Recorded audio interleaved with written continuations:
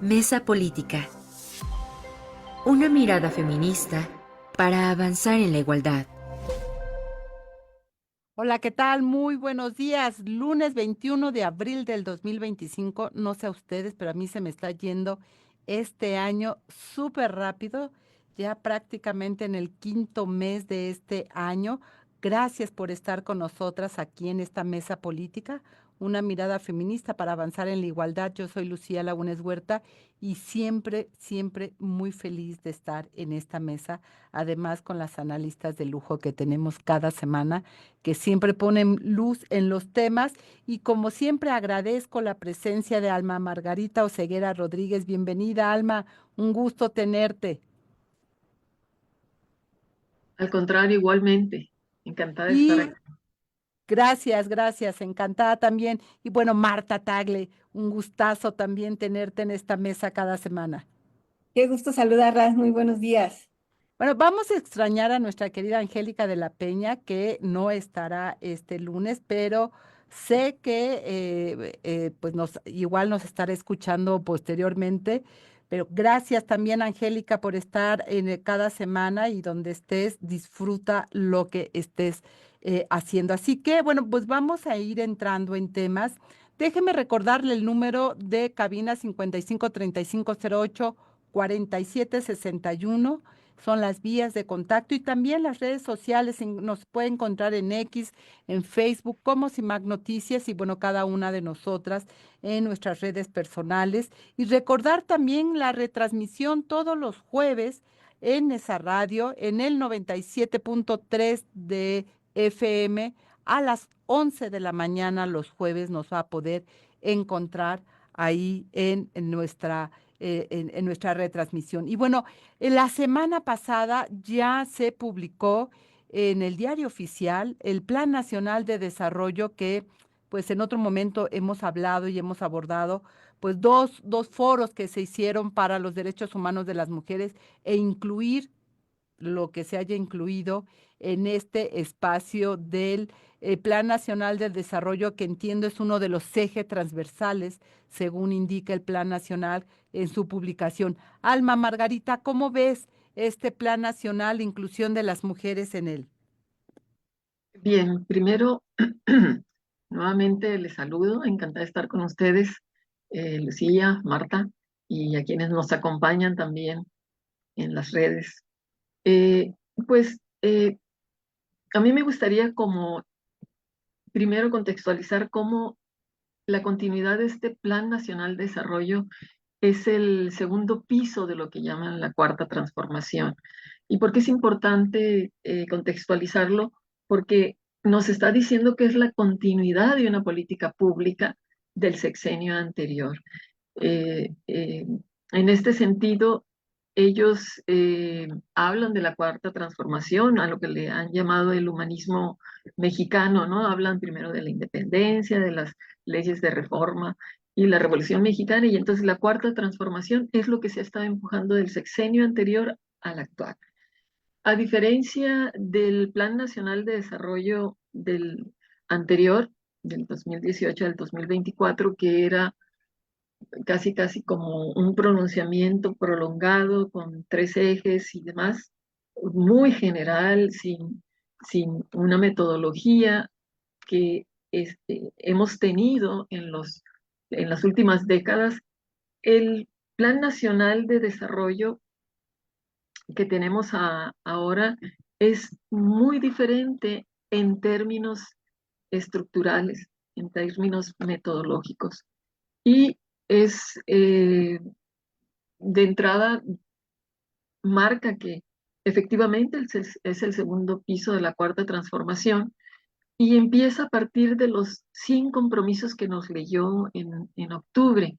Y después de estos 100 compromisos nos presenta cuatro ejes generales que los agrupa en temas prioritarios: gobernanza con justicia y participación ciudadana; el segundo eje general, desarrollo con bienestar y humanismo; el tercero general, economía, moral y trabajo; el cuarto, desarrollo sustentable; y luego vienen los tres ejes transversales. En estos tres ejes transversales tenemos la igualdad sustantiva y de derechos de las mujeres, que ni siquiera existía en el anterior. Ya habíamos señalado previamente aquí mismo cómo el Plan Nacional de Desarrollo de Enrique Peña Nieto traía un eje de la transversalidad con de la perspectiva de género. AMLO lo desaparece y desaparece programas. Y aquí tenemos un eje transversal que se llama Igualdad Sustantiva y Derechos de las Mujeres. El segundo es Innovación Pública para el Desarrollo Tecnológico Nacional y Derechos de los Pueblos y Comunidades Indígenas y Afromexicanas. Bueno, es interesante que planteen que hay 14 repúblicas en las que se fundamenta este Plan Nacional de Desarrollo y que de ahí derivan los programas sociales, todos los programas que se proponen durante el sexenio. Y eh, ¿dónde nos encontramos las mujeres? Las mujeres nos encontramos en particular en la séptima república que aparece de las 14 y que le llama República Day para las mujeres, con 5 objetivos y 22 estrategias, ¿no? Habla de la creación de la Secretaría de las Mujeres y presentación de las reformas para la igualdad y vida libre de violencia. Habla de garantizar el acceso a la salud de las mujeres, las 150,000 mujeres que sean reconocidas con derechos agrarios. También la Carta de Derechos para las Mujeres y redes comunitarias, que aquí lo abordamos en otro momento, y la creación del Sistema Nacional de Cuidados con el IMSS y el Sistema Nacional para el Desarrollo Integral de la Familia, TIF. Entonces, lo que estamos viendo es un Plan Nacional de Desarrollo que dista muchísimo del contenido que tenía el anterior en términos discursivos, lo que dice el plan. Ahora, si nosotros recordamos también cuando hicimos el análisis sobre el presupuesto, pues veíamos que ni siquiera había presupuesto para poder tener un sistema nacional de cuidados, tampoco para las políticas de igualdad sustantiva, o sea, una serie de cosas mínimas básicas para poder desarrollar todos los programas que en 2 anexos, al final hay un anexo que tiene que ver con el rumbo al futuro, el sistema uno con el Sistema Nacional de Planeación Democrática, que ahí están todos los programas, y el anexo 2 que ahí habla de los resultados de la participación ciudadana en los foros y nos hablan de 11,000 propuestas. Nunca nos dicen cómo las incorporaron, si es que las incorporaron, ni cuál fue el criterio. No lo hace esta administración, pero ninguna otra lo ha hecho. O sea, hay que también decirlo que la transparencia, la falta de transparencia, la opacidad en este sentido y los mecanismos que se utilizan siempre brillan por su ausencia en todos los planes nacionales de desarrollo. Entonces, o sea, sí tenemos una diferencia metodológica, sí hay una mención vinculada con los derechos de las mujeres, pero es una cuestión discursiva, digo, porque si nos vamos al presupuesto que fue aprobado eh, para este primer año, pues no da para lo que está señalado ahí, ¿no? Pero finalmente es el sexenio. Ahí lo dejo. Marta, muchas gracias. Marta Tagle, ¿qué tienes que decir de este Plan Nacional de Desarrollo? Y bueno, pues coincidiendo totalmente con Alma Margarita, que se nota una diferencia, incluso no solamente en que efectivamente incorpora como un eje transversal el asunto de la igualdad sustantiva y los derechos de las mujeres, que a diferencia del anterior Plan Nacional de Desarrollo prácticamente no se nos mencionaba. Creo que además técnicamente este Plan Nacional de Desarrollo es un plan mucho más acabado, técnicamente hablando, porque cumple con las características que el artículo 26 constitucional establece con respecto a establecer las metas, objetivos, estrategias e incluso desarrollan indicadores. Esto significa que te permite poner metas a corto plazo, porque estamos hablando de 2025 al 2030, cómo van a alcanzar, ¿no? Esas metas y a qué se están comprometiendo en estos 5 años. Y a diferencia del Plan Nacional de Desarrollo, que déjenme decirles que a mí me tocó estar en la Cámara de Diputados cuando se aprobó el de Andrés Manuel López Obrador, de entrada hubo una disputa porque la Secretaría de Hacienda, en ese entonces encabezada por Ursúa, habían mandado un plan muy acabado, muy bien hecho, ¿no? Y él decidió mandar como toda la parte más ideologizada de su pensamiento traducido en el Plan Nacional de Desarrollo, y al final de cuentas lo que se aprobó fue este último, ¿no? Y ahí después hicieron tru y le pegaron las estrategias y demás, pero era este permanente rechazo a este tipo de herramientas. Y creo que sumado a lo que dice Alma, me parece muy importante decirle a la audiencia para qué sirve un Plan Nacional de Desarrollo muy rápidamente, porque hablamos de Plan Nacional de Desarrollo y me parece que no se le da su justo lugar y deberíamos de exigirlo que efectivamente la actuación del gobierno se apega al Plan Nacional de Desarrollo. El Plan Nacional, como su nombre lo dice, es una manera de planear y poner las prioridades de un gobierno durante su administración. Y en este caso estamos hablando que es un plan para el 2025 y al terminar en el 2030. Es decir, hay un montón de cosas que hacer en el país, sí, pero en el Plan Nacional de Desarrollo está estableciendo las prioridades. Y en ese sentido, en materia de igualdad hacia las mujeres, nos permite conocer qué quieren hacer, hasta dónde lo quieren hacer, quiénes estarán encargados a grandes rasgos, cómo lo van a medir para poderlo evaluar. Y aunque también coincido con Alma Margarita que nunca ha habido una clara evaluación con respecto al Plan Nacional de Desarrollo, estas herramientas te permiten, al final de cuentas, en el paso de los años, ir viendo qué tanto se están apegando a lo que ellos mismos, porque ahí sí nadie más, digo, formalmente lo aprobó la Cámara de Diputados, formalmente nunca se le mueve ni una coma, ni a este gobierno, ni al anterior, ni a los anteriores se le ha cambiado nada a Plan Nacional de Desarrollo. En ese sentido, es un plan de quien está en el gobierno y por lo tanto podemos exigir que cumplan con lo que ellos mismos se comprometieron. Entonces, yo creo que en ese sentido es una herramienta de diseño de política pública, de la actuación del gobierno, de qué es lo que esperamos o deberíamos esperar de este gobierno en los próximos 5 años. Y sin embargo, déjenme decirle, dos foros que se realizaron, pero lo que tenemos en el Plan Nacional de Desarrollo es lo que ya nos había presentado la presidenta. Sí, no hay nada nuevo bajo el sol. Muchas gracias por los foros, por participar, por la escenografía, pero ¿qué tanto realmente se escuchó las voces de las que ahí estuvieron, que finalmente iban en representación de alguna manera de todos los millones de mujeres que somos y que habitamos en este país?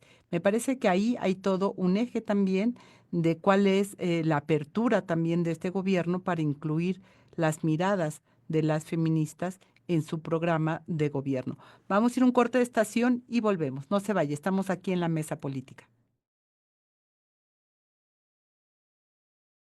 Ya estamos de regreso aquí en la mesa política. Marta, las voces de las feministas, las propuestas de las feministas, ¿dónde están? Digo, lo que nos están colocando en el Plan Nacional de Desarrollo es lo que, como bien lo señalaron ambas en el segmento anterior, es la propuesta de Claudia, los 100 puntos que leyó una vez siendo ya presidenta constitucional en la Plaza del Zócalo. La República de las Mujeres, de y para las mujeres, es lo que anunció la propia presidenta y es lo que hoy tenemos reflejado en el Plan Nacional de Desarrollo. Y uno de los temas nodales que ha sido la demanda de la ciudadanía y en específico de las ciudadanas, pues es el Sistema Nacional de Cuidados, que mucho se ha anunciado y poco se le ha visto concreción en ello, mi querida Marta, y dos foros donde participaron las feministas y poco o casi nada, por decirlo, está reflejado en ello. Y también déjame decirte que sin duda en la elaboración de este Plan Nacional de Desarrollo existe una gran crítica con respecto a cómo se da, porque el artículo 26 constitucional, donde habla justamente de cómo se hará esta planeación democrática de la que ya refería Alma, habla de la necesidad de hacer una amplia consulta a la ciudadanía. ¿no? Es decir, efectivamente, esta presidenta, como cualquier otro presidente anterior, llegan sin duda con una forma de pensar y un proyecto de nación que es el que ofertan durante un proceso electoral, pero están obligados que una vez que ganan, consultar a la ciudadanía con respecto a por dónde deben estar las prioridades. Y me parece que esta consulta fue muy limitada, efectivamente, se concretó a unos cuantos foros, en general en todos los temas y de manera muy particular en el tema de las mujeres fueron dos foros en los que prácticamente pues nadie participó, ¿no? Eran foros muy limitados, unas cuantas horas, digamos que en puntos lejanos, uno fue en Juárez, otro fue aquí en Ciudad de México, no hubo una amplia consulta, ¿no? Y aunque estaba abierta la participación en Internet, por cierto, ni siquiera informaron cuántas propuestas recibieron, cuántas integraron, y efectivamente a la hora de la hora vemos que no le cambiaron nada, o sea, tal cual lo había presentado la presidenta, es como lo presentan después al Congreso el 1 de febrero porque tenían la obligación de presentarlo y es como se aprueba por la Cámara de Diputados. Es decir, es como si estos dos foros no hubieran existido, como si las propuestas por escrito que se presentaron simple y sencillamente no hayan existido y finalmente está ahí el Plan Nacional que va a ser el que guíe la política pública durante los 5 años. Y entonces sí hay una crítica con respecto a la construcción de este Plan Nacional en general en todos los temas. No hubo realmente una amplia consulta. Y luego, digamos que habla de manera muy general en los qués, ¿no? Efectivamente, creo que a nivel de diagnóstico no podemos decir que no coincidimos en ello. Sigue hablando de que los principales obstáculos que tienen las mujeres son las violencias, ¿no? Habla de manera muy concreta de las diferentes formas de violencia, incluso toma datos de estadísticos donde hablan de este incremento de la violencia, y hacen ahí un esfuerzo por intentar decir que ha habido algunas disminuciones, pero al final de cuentas esto no se ve acreditado por ningún lado.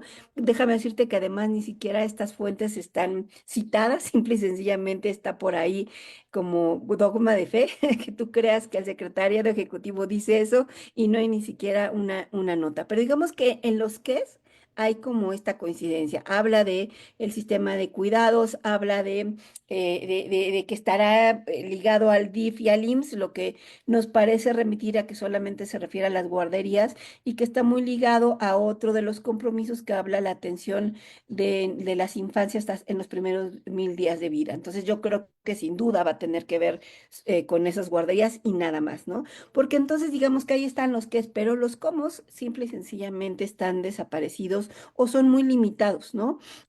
Además, me parece que aunque formalmente, y ahí también coincido con Alma Margarita, que decía, te lo pone de manera discursiva, pero en los hechos no se ve la transversalidad. O sea, se habla de que el eje de igualdad sustantiva entre mujeres y hombres y los derechos de las mujeres es transversal, y eso implicaría que en cada una de las demás propuestas estuviera esta visión de la perspectiva de género, de cómo iba a alcanzar las otras metas incorporando a las mujeres. No es así. No, solamente está que es un eje transversal, pero al final de cuentas se concreta atender algunas de las situaciones que enfrentan las mujeres. Y ya cuando vamos a revisar el tema de los indicadores, pues básicamente se buscan reducir las horas de mujeres que están en el tiempo de cuidado, se busca que haya más mujeres incorporadas a empleos formales, ¿no? Y que haya esta brecha salarial, una disminución de la brecha salarial, ¿no? Básicamente son las mediciones que están buscando tener y algunas de las cosas que ya hicieron, como la creación de la Secretaría de las Mujeres,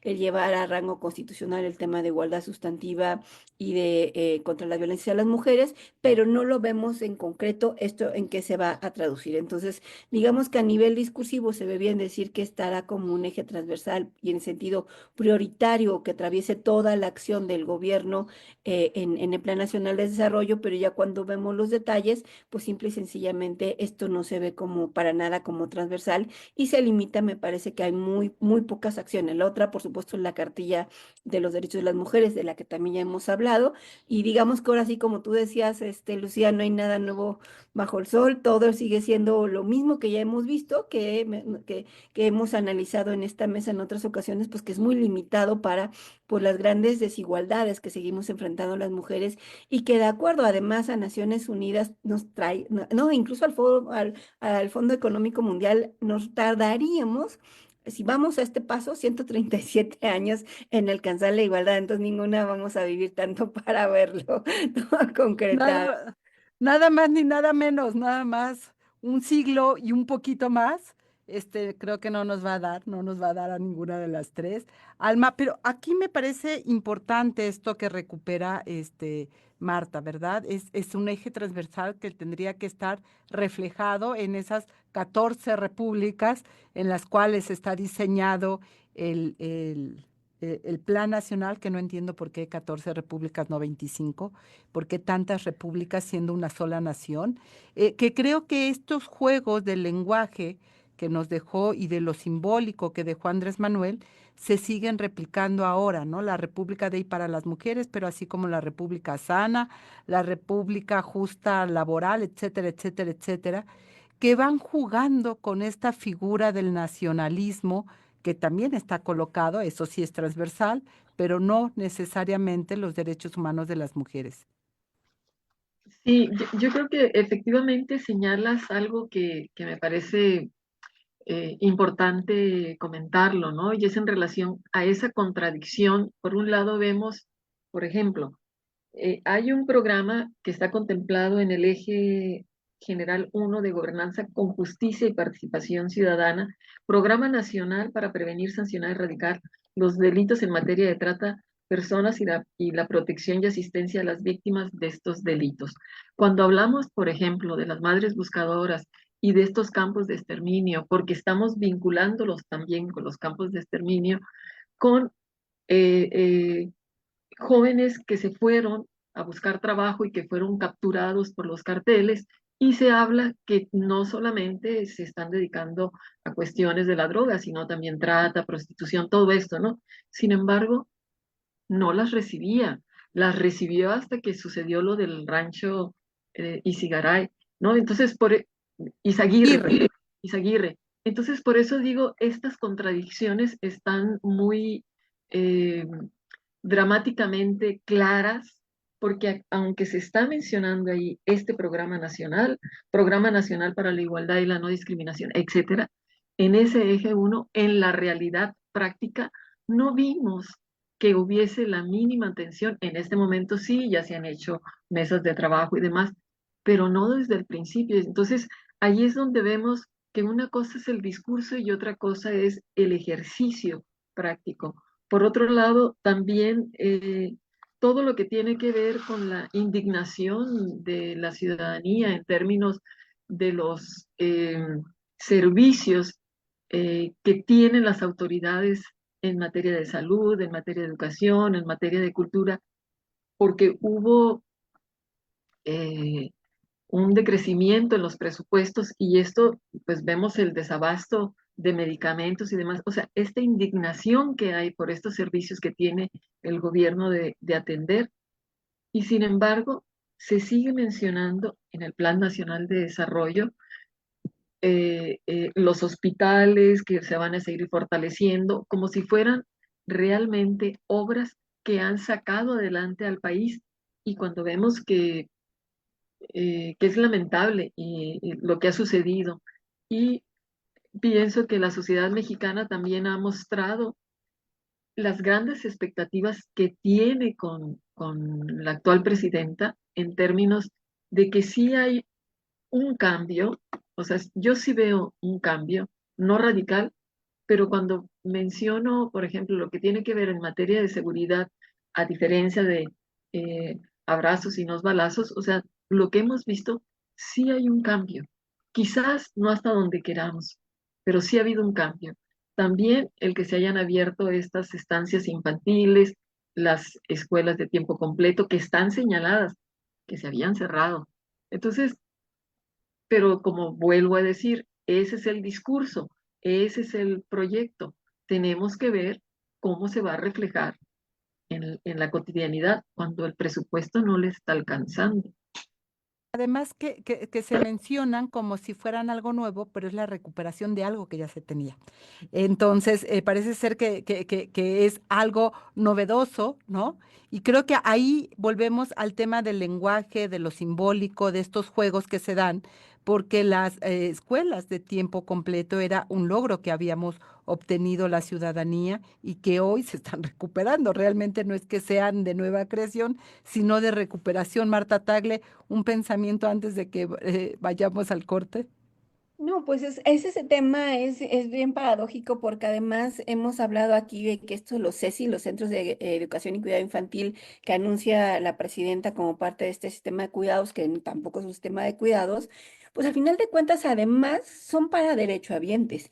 Y las guarderías que desaparecieron eran para mujeres que no tenían derechohabientes, es decir, a las mujeres que justamente por las cargas de cuidado que tienen y el trabajo de doméstico, no tienen la posibilidad de encontrar un trabajo formal y que tienen que buscar trabajos flexibles y ellas necesitaban esas guarderías que eran para mujeres que estaban las guarderías eran de Sedesol, de la Secretaría de Desarrollo Social en ese entonces, y esas son las que desaparecieron. Ahorita van a abrir del IMSS, que al final de cuentas son para mujeres que sí tienen empleo formal, que qué bueno que las haya porque también se necesitan, pero quienes están también necesitando este tipo de guarderías son esas mujeres que no tienen un trabajo formal. Y que son una gran mayoría, hay que decirlo. Es decir, la gran mayoría de mujeres que están económicamente activas están en el mercado informal. Las cifras están ahí del propio INEGI, es decir, las cifras de las autoridades, y esas son las que siguen batallando porque no tienen los cuidados en términos, el acceso para las guarderías más que teniendo que pagar y parte de su salario se va ahí. Eso es solo una parte de los cuidados. Lo otro tiene que ver con las personas mayores, que de eso no hay nada y es parte de lo que se queda. Vamos un corte de estación, volvemos 55 35 08 47 61, nuestras vías de contacto, comuníquese con nosotros. Aquí estamos ya de regreso en la mesa política. Decíamos que nuestra amiga Marlene Galván anda muy romántica en estos días y nos dejó aquí una programación musical, pues eso, romántica. Vamos a compartir con ustedes. Eso fue Romantic Mar de Balbey. Así que, bueno, luego les platicamos por qué la programación musical de este día es tan romántica. Ya nos contará Marlene. Bueno, y hablando, vamos a dar un giro, mi querida Marta, mi querida Alma y a nuestra audiencia, vamos a dar un giro un poco de 180 grados más o menos, porque del Plan Nacional de Desarrollo nos vamos a ir a hablar de un hecho que ocurrió hoy en la mañana, que es la muerte del Papa Francisco. Y lo que implica, sabiendo que era el jerarca de un estado, el estado más pequeño en el mundo, pero con una fuerza política a nivel internacional, Marta Tagle. Y cuando hablamos de los derechos humanos de las mujeres, quien dirige el Vaticano también dirige hacia dónde va esa política exterior que hace el Vaticano, sobre todo en Naciones Unidas, en materia de los avances o no de los derechos humanos de las mujeres, Marta. Sí, bueno, pues es una noticia lamentable, no por lo que implica la iglesia, tú muy bien has dicho, la iglesia católica a lo largo de toda su historia, pues siempre ha tenido una visión muy conservadora con respecto a los derechos de las mujeres en general, ¿no? Ha sido muy restrictiva de estos derechos y por eso creo que también una parte importante de las mujeres hemos buscado promover un reconocimiento del Estado laico en nuestro país, en el sentido de que justamente quienes están en un cargo de decisiones públicas, independientemente de su creencia o no religiosa, puedan actuar conforme a los derechos establecidos en nuestra Constitución y leyes y no conforme a su forma de pensar o creer, ¿no? Y de manera muy concreta, esta defensa del Estado laico nos ha servido para defender el derecho a decidir de las mujeres, ¿no? Entonces, eso por lo que respecta a la iglesia, y digo, creo que todos tenemos alguna observación al respecto. Sin embargo,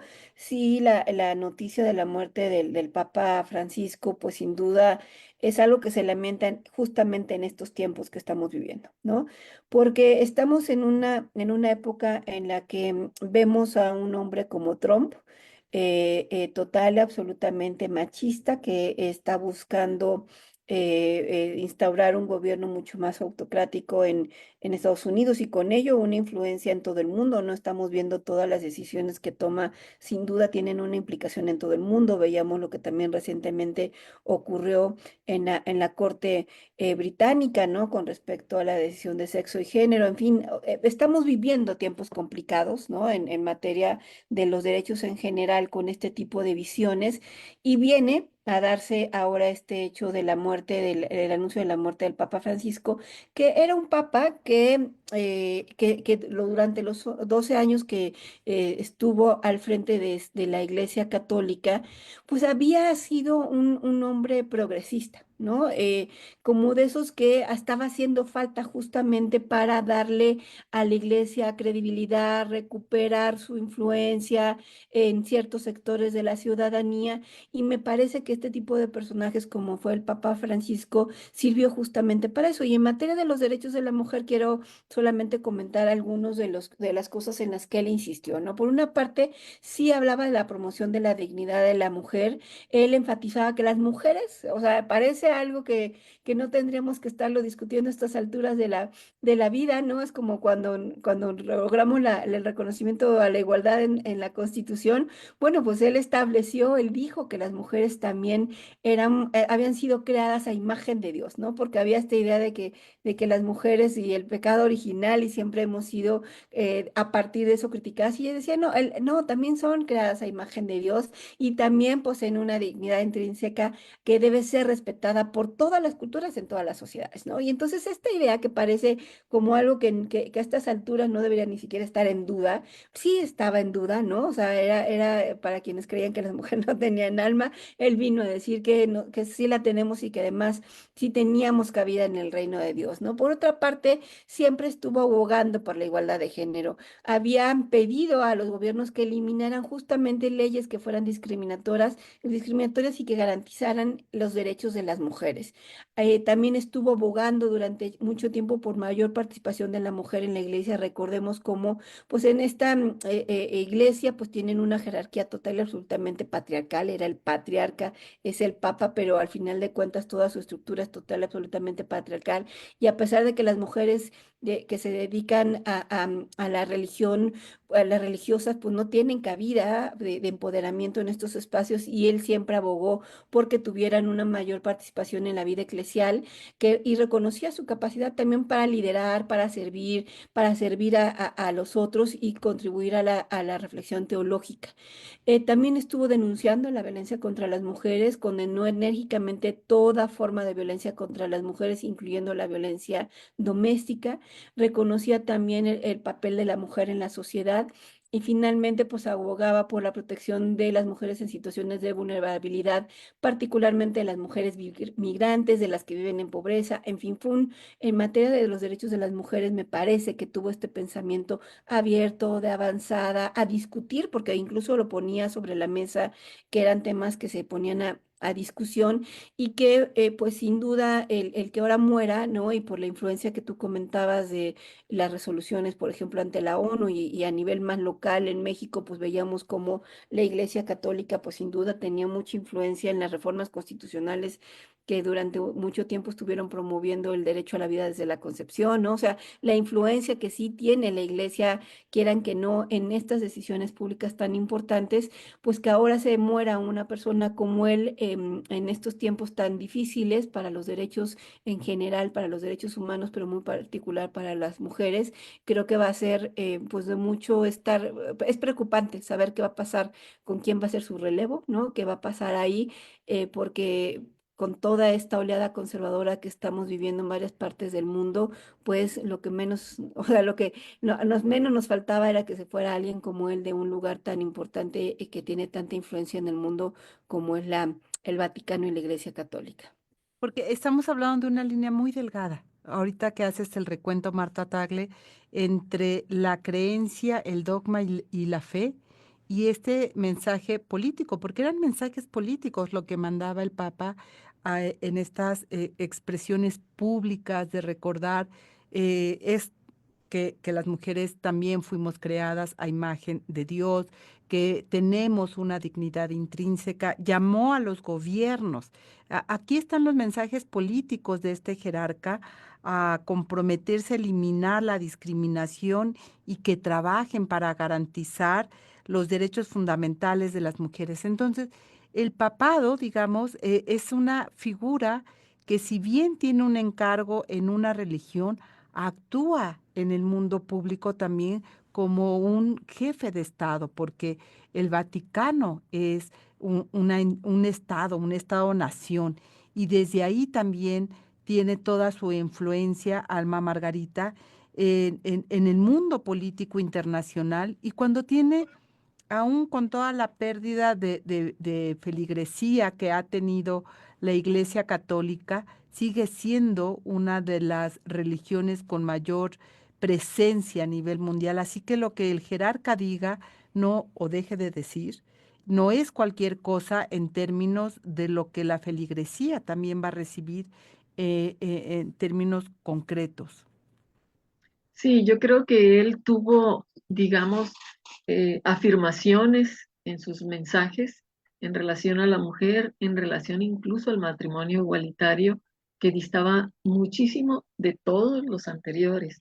En ese sentido, hay una diferencia importante porque finalmente las mujeres en en la historia de las religiones, pues se sigue viendo como una imagen, un ser eh, que no tiene las mismas capacidades de los hombres o no debería permitirse las autonomías que generalmente hemos estado luchando el movimiento internacional de mujeres, o sea, las iglesias en general, pero en particular la Iglesia Católica, lo ha hecho de manera distinta, igual en términos de que somos diferentes, y nos toca atender a la familia, nos toca tener cuidado en la casa, o sea, todas estas cosas tradicionales se siguen fomentando en las iglesias, en unas de manera más violentas que en otras.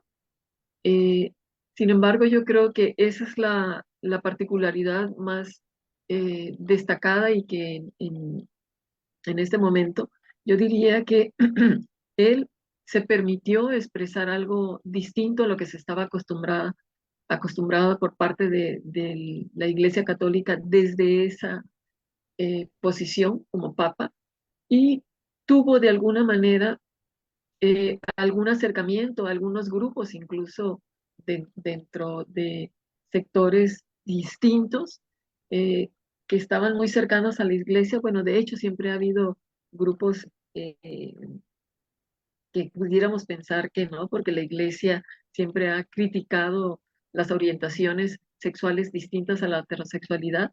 Sin embargo, hemos visto que históricamente sí han habido grupos y organizaciones ideologías de la liberación, etcétera, etcétera, que han existido paralelamente, que no han sido los grupos mayoritarios, pero paralelamente han existido, sobre todo en la región de Latinoamérica y el Caribe. Y por eso creo que el Papa tenía mucha simpatía, aunque cuando se trataba de ir a las mesas de negociación de Naciones Unidas, pues los papeles eran distintos, ¿no? Distintos en términos de poder garantizar que los derechos de las mujeres, él podría decir que había que respetar a las mujeres y su dignidad se veía afectada si había violencia, pero como decimos con Claudia, la presidenta Claudia, decimos lo mismo, una cosa es el discurso y otra cosa es cómo lo aterrizamos, cómo lo concretamos y lo llevamos a un feliz término de hacerlo realidad. Y ahí es donde pienso que tendríamos que ser muy objetivas, que efectivamente es un hombre que fue muy distinto en muchos sentidos a sus antecesores, sin embargo, finalmente representa una religión que tiene preceptos muy claros, muy fuertes, que son machistas, que son autoritarios y que están ahí, ¿no? O sea, de las instituciones, dijera yo, más antiguas con autoritarismo y posiciones misóginas, tenemos a la iglesia y tenemos a los sindicatos, y bueno, los partidos políticos también tienen una estructura profundamente autoritaria, ¿no? También muy vertical. Y bueno, obviamente estas instituciones están creadas en el sistema patriarcal, no podrían ser de otra manera. Sin embargo, en relación a esto que comentas, creo que hay un cambio importante del papel que estuvo jugando la Iglesia Católica en relación al mundo internacional. Vemos ahora naciones. No necesariamente es la Iglesia Católica la que está encabezando, digamos, las negociaciones para detener o echar atrás los derechos humanos de las mujeres, los avances que se tienen. Y a nivel internacional se está hablando de naciones en concreto. Así que creo que sí tenemos un cambio distinto en ese sentido, también del papel que juega o no la iglesia, pero vamos a seguir hablando de eso al regresar del corte de estación. No se vaya, 5535 084761. Volvemos. Regreso aquí en la mesa política y sí, sin lugar a dudas, mi querida Alma, mi querida Marta, el papel de la jerarquía católica pues ha sido muy importante en las negociaciones a nivel internacional. Uno de los argumentos que han señalado en Naciones Unidas en términos de por qué no había una quinta conferencia mundial sobre la mujer, por ejemplo, es si abrimos la discusión, mucho de lo ganado probablemente se vendría abajo porque en la correlación de fuerzas pues se perdería. Y mucho tenía, al menos se mencionaba, se veía de manera muy clara la influencia de la jerarquía católica ahí. Marta, no sé si tú coincides conmigo, pero lo que hoy se ve, para no ir muy lejos, en la CSW, que acabamos de vivir en Nueva York hace unos días, en marzo pasado, es más la presencia de naciones y sus cabildeos lo que está jugando hoy en Naciones Unidas que la propia representación católica, y eso no quiere decir, Alma, que disminuyo el papel y el espacio que puede tener la propia jerarquía católica, pero creo que está disminuido en términos de la presencia de los países que están cabildeando precisamente a partir de sus propias tendencias políticas en aquellas naciones, Marta. Sí, no, yo creo que efectivamente ya la Iglesia Católica, digamos, no había renunciado a ese poder porque sin duda siempre lo va a tener y tiene, como tú bien dices, un nivel de influencia y las discusiones que había abierto el Papa Francisco eran más que eclesiásticas políticas, ¿no? Y sin duda nunca iban a renunciar a esa posibilidad de influir, pero lo que hemos visto en los últimos años, y creo que también muy de la mano es que estén llegando este tipo de personajes como Trump a los gobiernos, Milei y otros tantos, es que efectivamente, o sea, no ha hecho falta ya la figura de la Iglesia Católica para que haya estos grupos conservadores que estén en diferentes esferas litigando en contra de los avances de los derechos de las personas, ¿no? De manera muy particular en todo el sistema internacional de derechos humanos, ¿no? Como tú lo habías has relatado en CEDAW, pero también a nivel local. O sea, si nosotros, digamos, vemos lo mismo que sucede en Naciones Unidas con respecto a lo que sucede en México, hace apenas algunos años sí veíamos esta influencia de la Iglesia Católica, de la jerarquía de la Iglesia Católica, muy involucrada con el poder político, tomando decisiones y teniendo una influencia directa en este tipo de reformas. De manera muy concreta, ponía yo el ejemplo del derecho a decidir, ¿no? A partir de la reforma de la interrupción legal del embarazo en la Ciudad de México en el 2008, se vino toda una andanada de contrarreformas en varias partes del país, en 18 estados para ser concretas, y que en lapso de unos cuantos años aprobaron reformas de la mano de los gobernadores con la jerarquía católica. O sea, quienes estuvimos involucrados involucradas en ese proceso de tratar de detenerlo, no había manera, o sea, era un amarre entre la jerarquía católica y el poder político, y decía en ese entonces Bernardo Barranco que era esta búsqueda legitimada del poder político que veían en la Iglesia Católica que les diera esta legitimidad.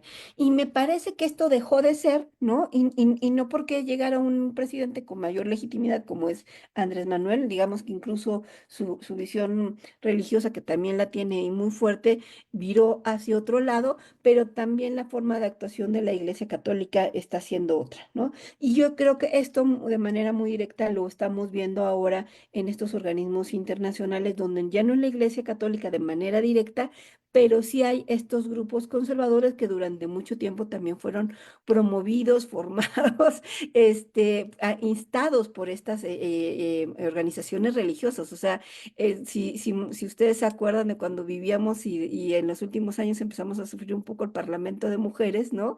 Que era este espacio donde iban las mujeres ahí al Congreso, empezamos a sufrirlo justo porque veíamos un montón de chavitas muy ideologizadas de organizaciones más de corte conservador, pero financiadas y promovidas por organizaciones religiosas, ¿no? Entonces, creo que es un poco lo que estamos viendo. Y como decía, los tiempos que estamos viviendo, ¿no? De conservadurismo y lo que se nos viene por delante, pues con la muerte del Papa Francisco, pues solamente se suma al pesimismo que ya traíamos de los días anteriores.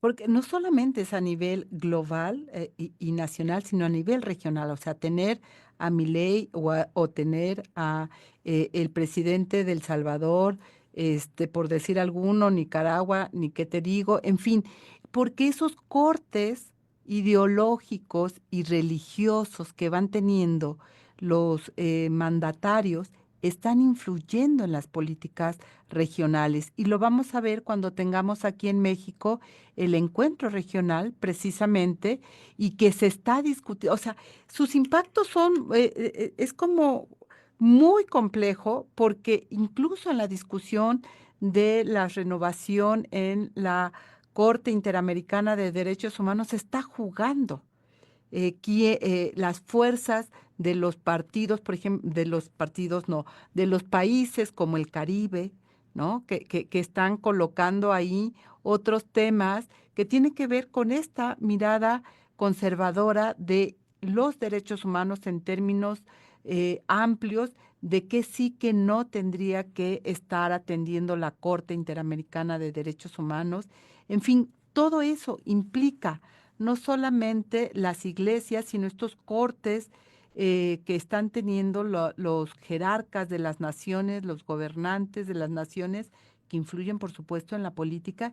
Y sí creo que perdemos una voz que al menos ponía un freno a esta desbocamiento en términos de echar atrás los derechos humanos ganados ya por nosotras las mujeres, Alma.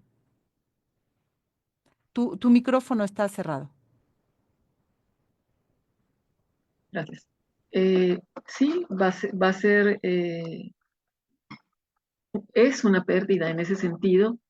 Sin embargo, también a mí me parece que cuando estamos hablando de forma muy general de cómo esta derecha a través de distintos países se ha fortalecido a nivel internacional, pues también hay esta gran confusión que hemos señalado en algunas ocasiones sobre los términos de hombre, mujer, y como han sido justamente países identificados como de derecha, eh, muchas veces se considera que lo que ha llamado, por ejemplo, desde el sexenio pasado, eh, el humanismo mexicano, como de progre, la no discriminación ese inclusivismo donde hace esa tergiversación en relación a los términos de hombre-mujer,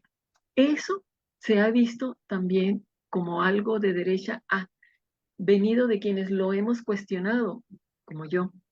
Sé que en esto no coincidimos Marta y yo, en términos de que, como la referencia que hizo a lo que el Tribunal Supremo del Reino Unido eh, marcó como una sentencia que el significado de hombre y mujer estaba basado en el sexo, justamente como lo hace la Convención de CEDAW, que es la convención para eliminar todas las formas de discriminación contra la mujer. Y lo digo porque esto es importante, porque cuando hablamos de igualdad sustantiva, estamos hablando de un término que deriva de CEDAW. Cuando hablamos de igualdad de oportunidades, igualdad de trato, igualdad de resultados. Y lo que vivimos en el sexenio pasado en relación a esto, identificado como un, eh, un pseudo progresismo, cuando en realidad lo que llegó a afectar a nivel internacional, como se vio en los deportes, que eh, transfemeninos que fueron aceptados en competencias de mujeres, empezaron a generarse, pues que todas las medallas las empezaban a ganar estos transfemeninos, eran hombres, ¿no? Nacidos hombres. Entonces, esa referencia que hace Marta hace un momento del Tribunal Supremo, donde se dice el significado de hombre y mujer está basado en el sexo y por lo tanto en el deporte, en los baños, o sea, esto ya hace una diferencia muy importante y que yo creo que en México también se tiene que considerar porque ha generado una serie de amenazas, agresiones, censuras a quienes estamos cuestionando que todos esos derechos, como en el deporte, los ganamos las mujeres. A las mujeres nos costó muchísimos años y todavía en este siglo, países musulmanes competían por primera vez las mujeres, por primera vez, en el 2005, por primera vez. Entonces, eh, yo creo que la historia se nos ha olvidado de lo que nos ha costado a las mujeres y hombres, toda la historia en la que hemos participado, quienes estamos aquí y muchas otras que ya no están en este mundo. Y sin embargo, parecería que se queda desvinculado como que si eso no ha sido parte de nuestra lucha feminista. Y eso es importante que lo pongamos sobre la mesa porque la igualdad de trato y la igualdad de oportunidades, pues ha venido en recomendaciones generales derivadas de CEDAW y en esta visión también del transactivismo queer, no solamente tiene que ver con esta distorsión, sino hay otras formas de explotación contra las mujeres, como lo vemos, que es la prostitución, la trata, el feminicidio. Y no podemos no hablar de ello y separarlos como si son temas distintos, pero en realidad viene de una misma perspectiva que es neoliberal, porque cuando se está viendo el cuerpo de las mujeres como una cosificación y como un espacio en el cual se le puede violentar y que está vinculada en muchísimas ocasiones con otros tipos de violencia, pues por supuesto que nunca vamos a estar de acuerdo con eso. Entonces, parece que estoy hablando de cosas muy distintas, pero viene enmarcado cuando hablamos del transactivismo queer, cuando mencionamos los gobiernos de derecha, porque se ha confundido esta posición, porque coincide en algunos puntos en decir el sexo es lo que ha eh, evidenciado esta violencia sistémica y estructural que vivimos las mujeres desde hace siglos. Todavía en la actualidad no hay un ámbito en el cual no sigamos viviendo la violencia, aun cuando vemos más mujeres participando o podemos ver lo que pasó con Cuauhtémoc Blanco, que también ya se ha discutido aquí. ¿Cómo explicamos que tantas mujeres finalmente no garantizaron la no violencia contra una víctima? Marta Tagle, una idea antes de cerrar este programa. Y bueno, pues yo insisto en que estamos viviendo temas complejos, justo poder discutir lo que hoy planteaba ahorita Alma Margarita, ¿no? En esta época tan compleja como era de Trump y demás, sin duda estamos viviendo un cambio de era. No sé a dónde nos vaya a llevar, que eso es lo dramático, pero lo que yo sí creo es que más allá de eso, o de las coincidencias o no que podamos tener en este tema que plantea Alma Margarita, es que sí es lo que está sucediendo en este momento con este tipo de pensamientos va en detrimento de los derechos de las mujeres. O sea, nos ha costado mucho trabajo llegar al momento en el que nos encontramos y me parece que la reacción del machismo en el mundo, este sistema patriarcal que se niega a desaparecer, a reformularse, lo estamos viendo revivir de una manera pues que va nuevamente contra los derechos de las mujeres y que todo lo que nos ha costado llegar a este momento, pues está nuevamente en entredicho, en veremos, muy difícil porque es a nivel no solamente de nuestro país, sino a nivel global y no sé qué nos toca hacer, ¿no? Yo creo que también nos encuentra con otras habilidades y capacidades, ojalá y tengamos la posibilidad de articular esfuerzos, pues, porque somos muchos los que estamos siendo afectados por este cambio de época que estamos empezando a vivir a partir de estas decisiones y que digo, a la cual se suma ahora la muerte de este papa que esperamos, pues ojalá y tengan en el Vaticano la posibilidad de escoger. He estado leyendo que hay varios perfiles progres, ojalá y alguno de esos tengan posibilidades de llegar a este espacio porque necesitamos ese tipo de perfiles en decisiones tan importantes que se estarán tomando en los próximos meses. Y por eso es tan importante que tengamos esta mesa política, porque en donde más discutimos esto que tiene que ver con los derechos humanos de las mujeres, si no es que aquí. Así que gracias a ambas y gracias también a Angélica de la Peña por sumarse cada semana a esta mesa política y a la audiencia por dejarnos pues estar con ustedes esta hora hablando y reflexionando sobre estos temas. Gracias, pues se nos ha acabado el tiempo. Siempre agradecer en la producción a Lucero Zamora, Saraí Nicanor, en la asistencia de producción, Marlene Galván, quien realizó las cápsulas que escuchamos, el guión y la selección musical. Yo soy Lucía Lagunes Huerta, conductora de este programa. Nos vemos y nos escuchamos el próximo lunes aquí en la Mesa Política a las 10 en punto. Tenga excelente semana. Hasta pronto. Mesa Política. Una mirada feminista para avanzar en la igualdad.